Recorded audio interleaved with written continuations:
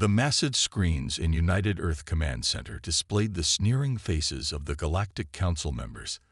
Their expressions ranged from amused to outright contemptuous as they watched Earth's announcement of its first seventh-dimensional vessel. You expect us to believe that a species barely 3 centuries into space travel has mastered dimensional engineering. The Grand Speaker's crystalline form sparkled with what seemed like laughter. Even our youngest spacefaring races know better than to make such absurd claims.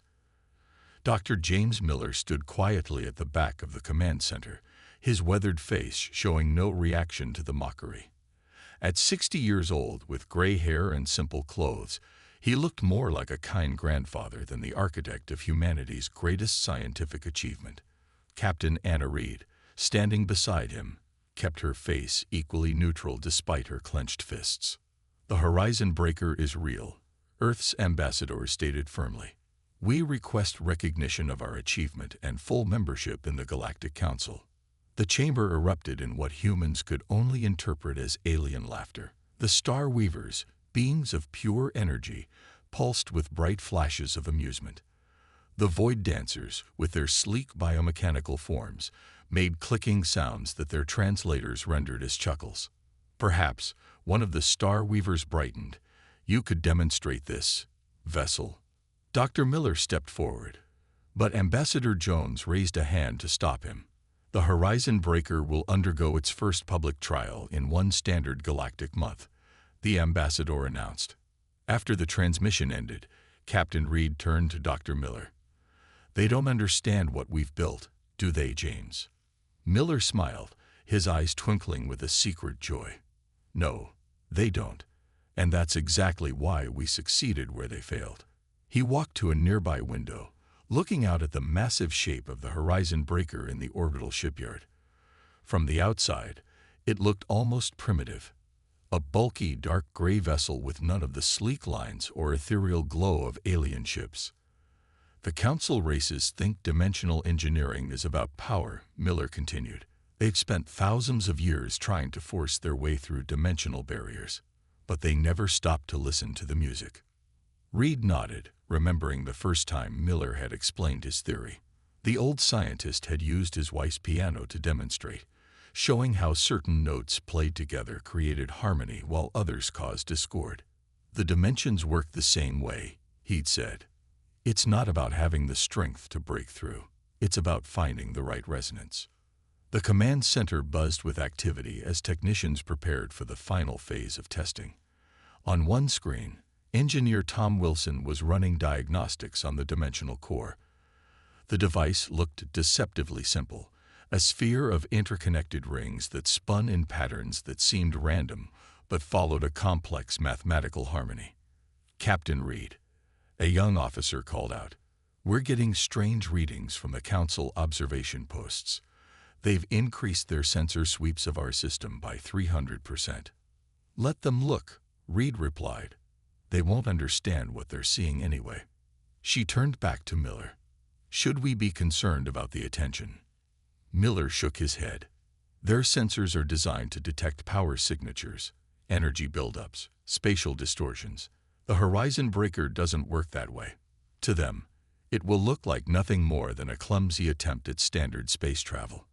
And when they realize the truth, by then," Miller said softly, "it will be too late to stop us. Not that we mean them any harm. We just want to show them there's more than one way to explore the universe." As the day wound down, Reed watched the technicians running their final checks. The Council races had stopped taking human calls, probably assuming Earth would quietly abandon its ridiculous claims about dimensional travel. They didn't realize that humanity's greatest strength wasn't in its technology, but in its ability to see things differently. The Horizon Breaker floated silently in orbit, its simple exterior hiding a truth that would soon shake the foundations of galactic society. Not with violence or force, but with a simple melody played across the strings of reality itself. Miller's last words before heading to his quarters echoed in Reed's mind. "Sometimes the best way to change the universe is to dance with it, not fight it." 3 years earlier, Dr. Miller sat alone in his basement laboratory, staring at patterns that shouldn't exist. The clock showed 3 a.m., and empty coffee cups littered his desk. His computer displayed strange ripples in quantum foam, the fabric of space itself, that repeated in ways that defied current physics. "It can't be this simple," he muttered, running his hands through his already messy hair. The patterns reminded him of the way water rippled when his grandson threw pebbles in the lake. But these weren't ripples in water. They were ripples in reality itself. He picked up his old notebook, filled with calculations and sketches. Next to complex equations were doodles of musical notes. Miller had been a pianist before becoming a physicist, and he kept seeing similarities between musical harmonies and these quantum patterns. The next morning, he walked into the United Earth Science Division, carrying his findings. The guard at the front desk, Bill, knew him well enough to just wave him through with a sleepy nod. Miller headed straight for the quantum research lab where his friend and colleague, Robert Gray, was already working. "Rob," Miller called out, his voice excited. "I need you to look at something." He spread his notes across the clean laboratory table, not caring that he was covering Rob's own work. Rob adjusted his glasses and peered at the patterns. "These are quantum foam readings? They shouldn't be this organized." "Exactly." Miller pointed to a particular sequence. "Look at this. The pattern repeats every 7 oscillations. 7, Rob. Not 3, not 4, 7. Rob's eyes widened as he understood. "You think these are dimensional echoes. The aliens have been trying to break through dimensions like their walls," Miller explained, pulling up more data on the lab's main screen. "But look at this. When we send certain quantum pulses into the foam, it doesn't fight back. It resonates." Over the next few months, their small team grew. They brought in Dr. Lisa Porter, an expert in music theory of all things, who helped them understand the mathematical relationships between different dimensional frequencies. The aliens had spent centuries trying to force their way through dimensions with massive energy expenditures. Humanity, in contrast, was learning to slip between them with a gentle touch. "It's like a dance," Lisa explained during one late-night session. She was playing with a 3D model of their quantum readings. Each dimension moves to its own rhythm, but they're all part of the same song. We just need to find the right tempo. The breakthrough came 6 months later. They had built a small prototype, no bigger than a soccer ball. The device looked simple, just a series of rings that spun in carefully calculated patterns. When activated, it didn't explode or create a dramatic light show. Instead, for just a moment, it seemed to exist everywhere at once. "The readings are impossible," Rob said, checking their instruments for the 100th time. "It's like it was occupying all 7 spatial dimensions simultaneously." Miller nodded, watching the rings slow to a stop. "Because it's not fighting against dimensional barriers, it's harmonizing with them." The project quickly caught the attention of military leadership. Captain Reed was assigned to oversee the development of a full-scale vessel. She arrived expecting to find an advanced weapons research facility. Instead, she found scientists debating music theory and quantum mechanics in the same breath. "You want to build a spaceship based on music?" she had asked during her first briefing. Miller smiled, remembering her skepticism. "Not exactly music, Captain, but the principles are similar. The universe isn't a battlefield to be conquered. It's a symphony to be conducted." Now, 3 years later, the Horizon Breaker was ready. While other species developed bigger engines and more powerful energy weapons, humanity had built something that didn't try to overpower the universe. It worked with it. The team kept one crucial detail secret from their reports to Earth's leadership. The key to their success wasn't the technology itself. It was humanity's ability to see patterns where others saw chaos, to find harmony where others sought power. As Miller looked at their creation, he thought about how the aliens would react. They had spent so long trying to master the universe that they had forgotten to listen to it. Humanity's greatest strength wasn't in its weapons or its engines, but in its ability to dance to rhythms that other species didn't even know existed. The alert sirens woke everyone at United Earth Command at 300 hours. The deep space sensors had detected something massive approaching the solar system. Captain Reed rushed to the control room, still pulling on her uniform jacket. "Report," she commanded, taking her position at the central console. The young sensor operator's face was pale. "Ma'am, we're detecting over 300 Void Dancer vessels approaching from the Orion Arm. They're in attack formation." The massive screen showed the incoming fleet. Void Dancer ships looked like dark crystals flowing through space, their surfaces rippling with strange energies. They were known as one of the most powerful military forces in the galaxy. "Open a channel," Reed ordered. The communications officer worked quickly, and soon the intimidating figure of the Void Dancer fleet commander filled the main screen. Its crystalline body pulsed with dark purple light as it spoke. "Primitives of Earth," the alien's voice rumbled through the translators. "Your recent claims have forced us to take action. The Galactic Council has authorized us to guide your species toward proper development." Dr. Miller entered the control room just in time to hear these words. He exchanged a knowing look with Captain Reed. They had expected something like this, but not so soon. "Guide us?" Earth's ambassador asked, joining the conversation from his office. "We don't understand. We have broken no laws." The Void Dancer's form rippled with what seemed like amusement. "Your claims about dimensional travel are disturbing the order of the galaxy. Young races must learn their place. You will submit to our guidance, or we will be forced to demonstrate why the Council chose us as peacekeepers." The threat was clear. Submit or face extinction. "How long until they reach Earth?" Reed asked quietly. "At their current speed, 6 hours," the tactical officer replied. The next 2 hours were chaos. The United Earth Council debated responses while military commands worldwide mobilized their forces.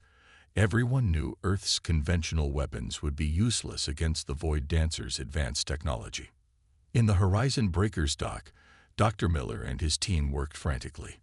The ship wasn't ready for full deployment. They needed at least another month to complete all safety protocols. "The containment field is only at 90% stability," Rob reported, his fingers flying over the control panel.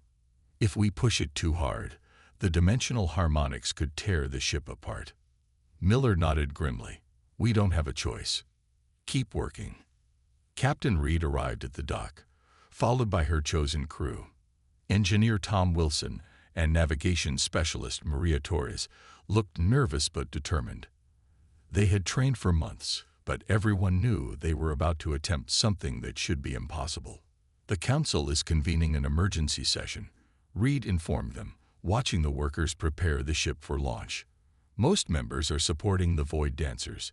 They're calling it necessary guidance for younger races." Miller wasn't surprised. The older species had ruled the galaxy for thousands of years. They couldn't accept that a young race might have discovered something they had missed. The Void Dancers sent another message. "Your silence is taken as resistance. We will arrive in 3 hours. Submit now, and we will be gentle in our guidance." In the ship's dock, Reed gathered her crew. "I won't lie to you," she said. "We're launching before we're ready. This is dangerous, possibly suicidal. But if we don't try, Earth becomes just another controlled world in their empire. Anyone who wants to stay behind, now's the time." Nobody moved. Miller spoke up, his voice quiet but firm. "They think they're coming to teach us, but they don't realize they've forgotten how to learn. That's why they've stagnated, spending thousands of years just building bigger versions of the same technologies." The final hours of preparation passed quickly. The Horizon Breaker looked rough and unfinished compared to the approaching Void Dancer fleet.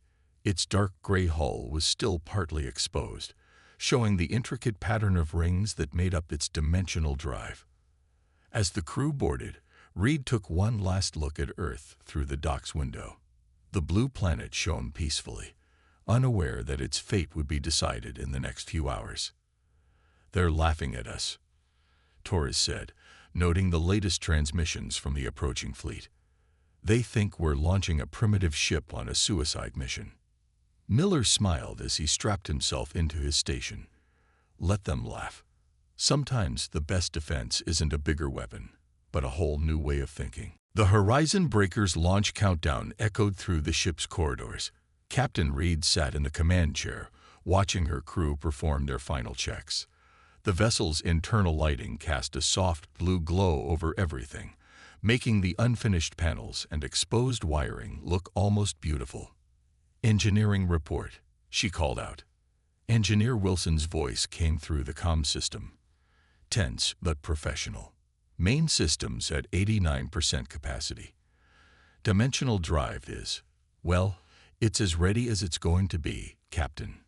Dr. Miller worked at his station, surrounded by screens showing complex wave patterns. These weren't the usual engine readouts other ships used. They looked more like sheet music, with 7 distinct lines flowing and interweaving. Void Dancer fleet has crossed Mars orbit, Maria Torres announced from navigation. They're broadcasting again. The main screen lit up with the Void Dancer commander's imposing form. Its crystalline body now pulsed with deep red energies. Your attempt to resist is amusing. Primitives. That vessel of yours. The alien's translator conveyed what could only be described as a laugh. It looks like something from a museum. Reed ignored the taunt. All stations, report readiness. Navigation ready. Engineering standing by. Systems active. Dimensional drive. As ready as it's going to be. The launch countdown reached 0. The Horizon Breaker's conventional engines fired first, pushing them away from Earth's orbit. To any observer, it would have looked like an ordinary launch, almost primitive compared to the graceful movements of alien ships. They're not even trying to stop us, Torres noted, watching the enemy fleet's movements. They're just watching. Of course they are, Miller said, not looking up from his instruments. To them, we're like children playing with toys. They expect us to give them a good laugh before they take over. The ship cleared Earth's gravity well. Ahead of them, the Void Dancer fleet spread out in a beautiful but terrifying display of power. Their ships moved with impossible grace, their crystal hulls reflecting the distant sunlight. They're scanning us, Wilson reported from engineering. Their energy readings are off the charts. One of their smallest ships has more power than our entire fleet. Reed nodded. Good thing we don't need power. Dr. Miller, is the dimensional drive ready? Not quite. Miller adjusted some controls. The harmonics aren't perfect. In ideal conditions, we'd spend another week just tuning these frequencies. A warning alarm blared. Multiple weapon locks. Torres called out. They're not even trying to hide their targeting. The Void Dancer commander appeared again. Your little demonstration has been amusing, primitives. Now, power down your systems and prepare to be boarded. We will teach you the proper way to develop technology. Reed looked at Miller. We're out of time, Doctor. Miller nodded, his fingers dancing across his control panel. Starting dimensional harmonic sequence. Remember everyone, this isn't about power or speed. Think of it like a dance. We're not fighting the universe. We're asking it for a dance. The rings around the ship's hull began to spin, each layer moving to its own rhythm. There was no great surge of power, no dramatic energy buildup. Instead, the ship seemed to hum, producing a sound that seemed to come from everywhere and nowhere at once. They're firing warning shots, Torres reported. Energy beams flashed past the ship, deliberately missing, but demonstrating the alien's superior targeting capabilities. Dimensional harmonics reaching critical point, Miller announced. His screen showed the 7 pattern lines beginning to synchronize. It's not perfect, but it'll have to do. Captain, the ship is yours. Reed gripped her command chair's armrests. This was the moment of truth. Everything they'd worked for came down to the next few seconds. All hands, brace for dimensional shift. And remember, don't fight it. Feel the rhythm and let it guide you. The Void Dancer fleet hung before them. their massive ships gleaming with power and arrogance. They had no idea that they were about to witness something that would change the galaxy forever. Dimensional drive. Engaging, Miller said quietly. The horizon breaker began to sing, not with sound, but with reality itself. The ship's unfinished hull, which had drawn so much mockery, started to shimmer as it prepared to do something that the most advanced races in the galaxy had deemed impossible. As the horizon breaker hung in space between Earth and the Void Dancer fleet, Dr. Miller turned to address the crew. His hands moved over the control panel, making final adjustments while he spoke. "Before we activate the full drive," he said, his voice calm despite the danger, "you need to understand why we succeeded where they failed. It might help you handle what's coming next." The ship shuddered as another warning shot passed nearby. The Void Dancers were getting impatient, their crystal ships glowing brighter with building energy. "Look at their ships," Miller continued, pointing at the screen. "All that power, all that energy. They think dimensional travel is about force, like trying to break down a wall with a bigger hammer." Captain Reed watched the enemy fleet's formation.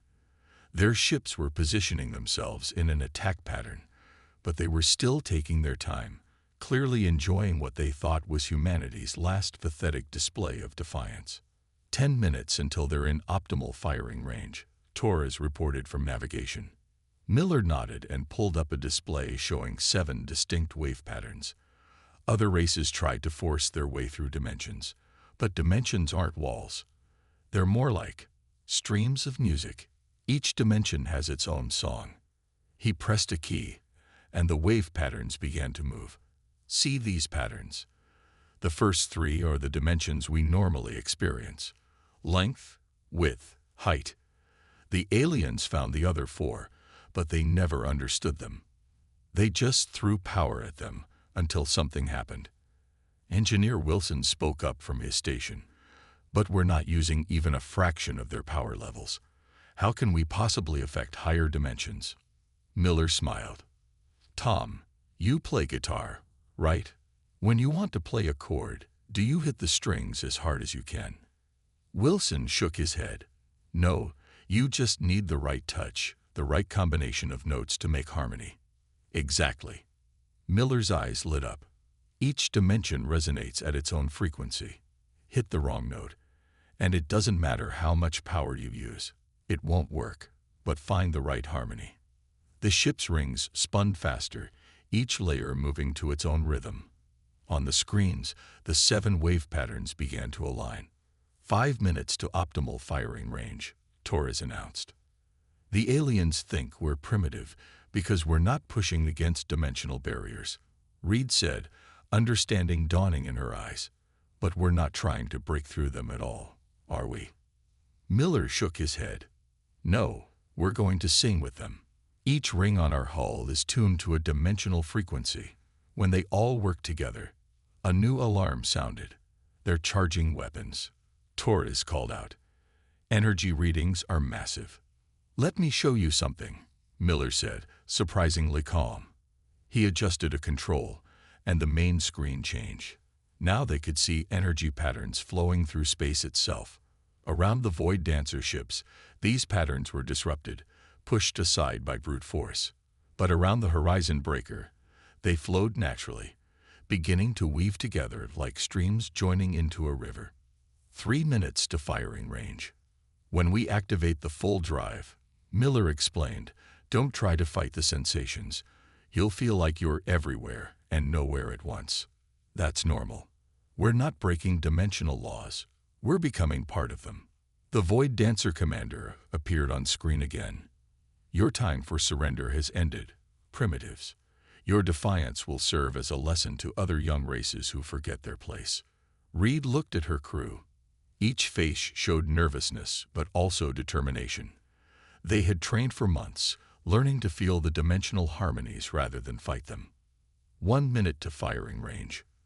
"Remember," Miller said, making his final adjustments, "every dimension is like a different instrument in an orchestra. We're not the composers, we're just joining the symphony that's already playing."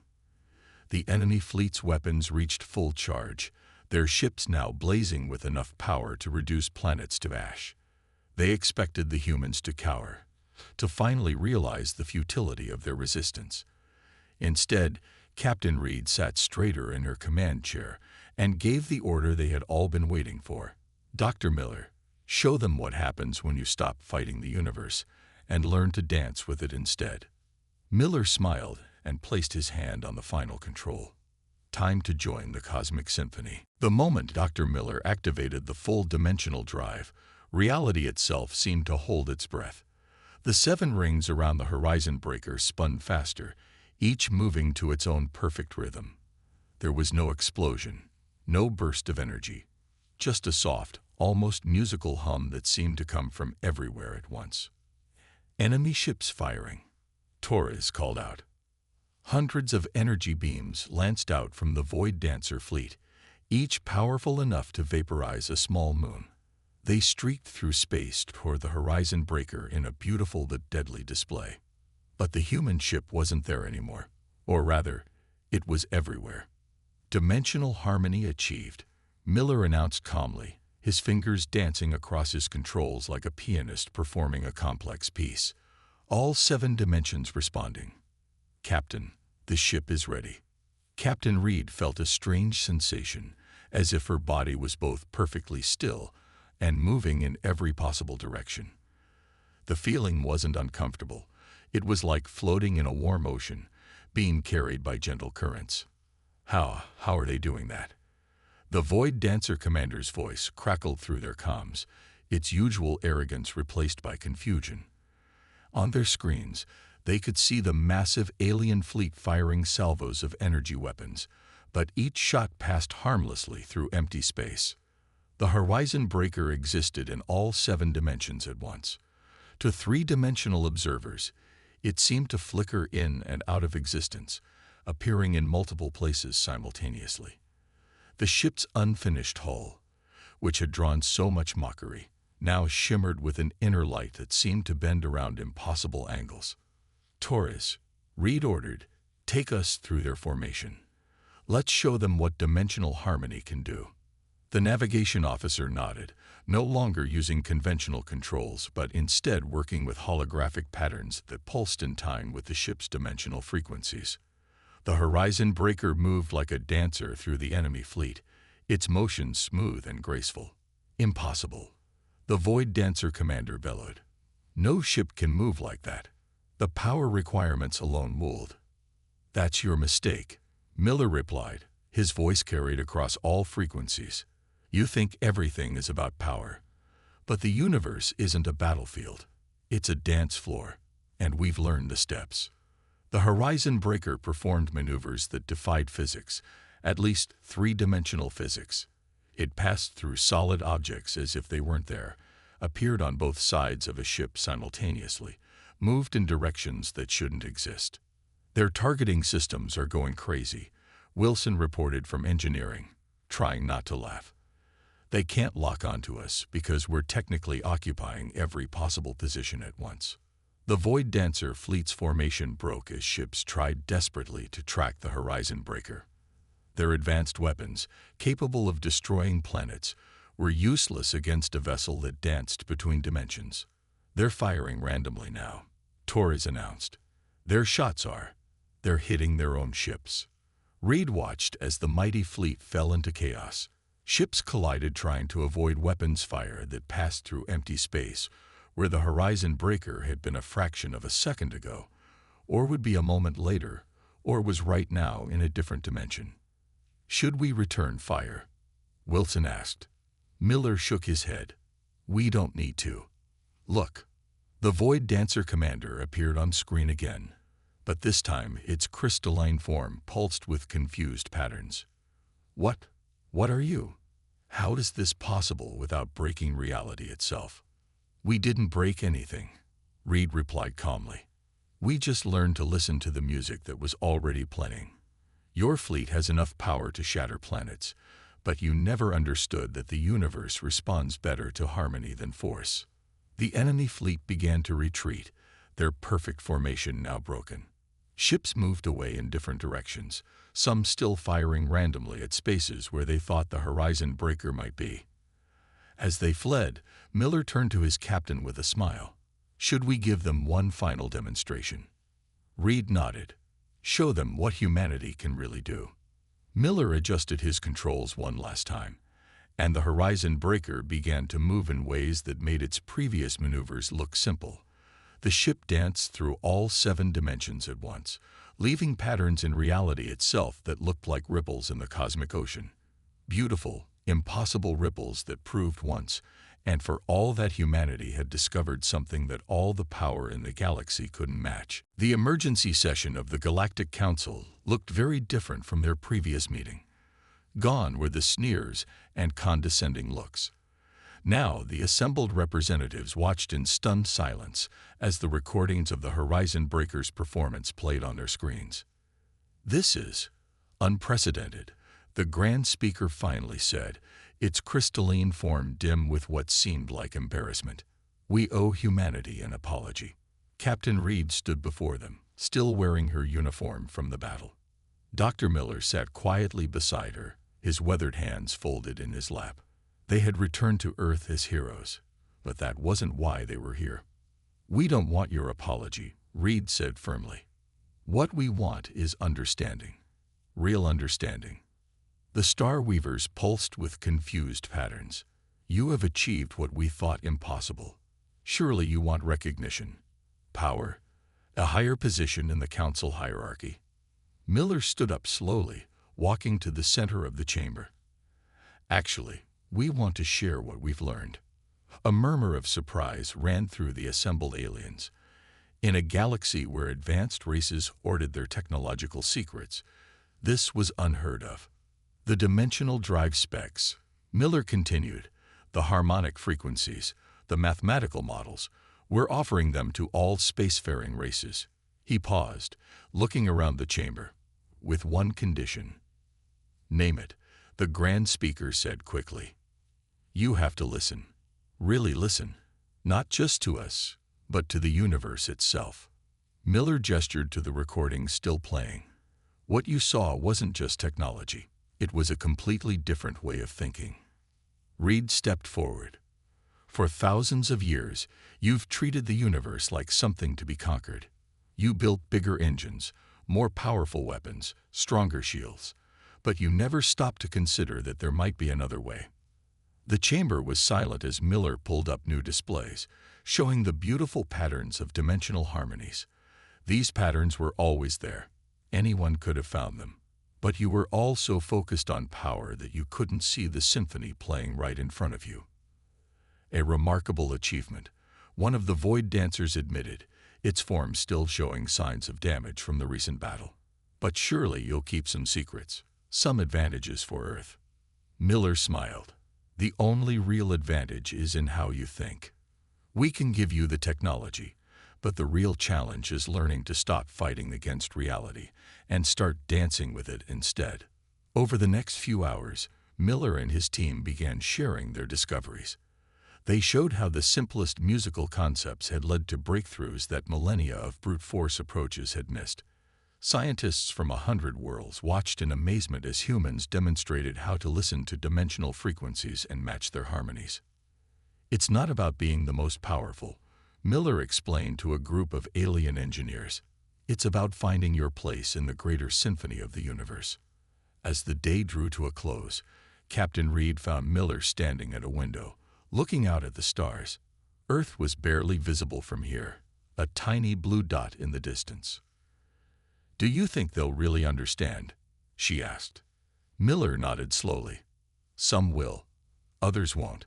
But we've shown them there's more than one way to reach for the stars. That alone changes everything." The Horizon Breaker floated in dock nearby, its unfinished hull now a symbol of humanity's greatest achievement. But it wasn't the technology that would be remembered most. It was the lesson that came with it. Sometimes the quietest voice has the most important thing to say. As ships from across the galaxy began their journeys home, carrying with them the seeds of a new way of thinking, Miller remembered something his grandson had once asked him. "Why do aliens always think bigger is better?" Now he had an answer. Because they forgot to listen to the small things. But humanity remembered. And in remembering, we didn't just change space travel. We changed how an entire galaxy thinks about its place in the universe. The stars seemed brighter somehow, as if they too were singing their approval of this new harmony between the races. Humanity had taken its place among the stars not by fighting its way there, but by learning to dance with the cosmic symphony that had always been playing. In the end, they hadn't just built a better ship, they had shown the galaxy a better way to dream.